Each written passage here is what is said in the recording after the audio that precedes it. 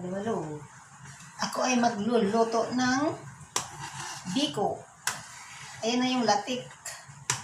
Ilalagay ko na ang sticky rice. Sticky rice. Ilalagay ko na.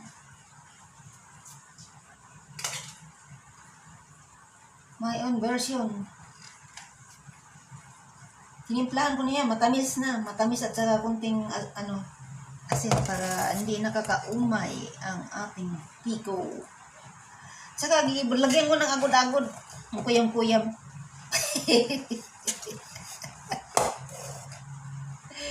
Kuyam para para mas maging masarap. Mas maging masarap. Ayan ang ating biko. Nilalagay ko na lahat ang ating rice. Sticky rice.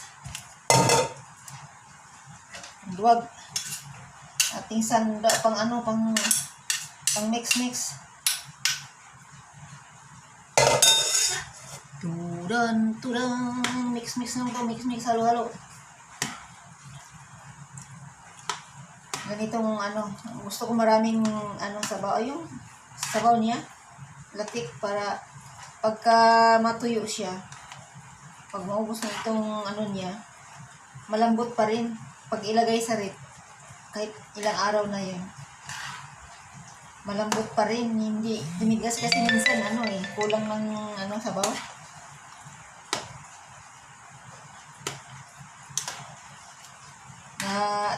Ang bilis tigas dyan sa pag malamig na siya sa rep. Tigas. Masarap to yung hindi na mainit sa kainin, hindi na mainit. Tama lang. Tsaka sarap ipares sa kape sa umaga. Magbibiko tayo para bukas. Ayan ang ating biko. Marami pa lang tatlong niyog ang nilagay ko. Marami pa lang sabaw. Saka ilagay ko itong kumuha ako ng latik. Okay, parang lugaw. Pero mamaya tutuyo to kasi ko pa ng apoy. Mahina na apoy. Ganito lang, halo-halo lang. Tapos idagdag ko tong yung latik na kinuha ko kasi para ilagay ko later yan.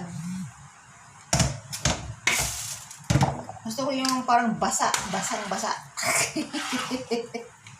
Kasi mamaya, pag natuyo ito,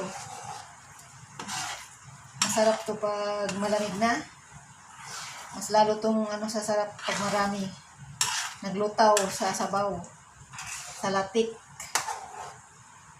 Yan ang sikrito. Kailangan maraming latik.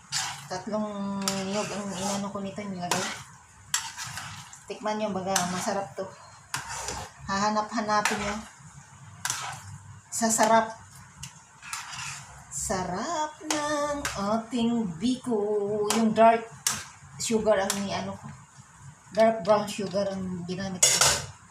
Ayan na mga kalods. Ang ating biko.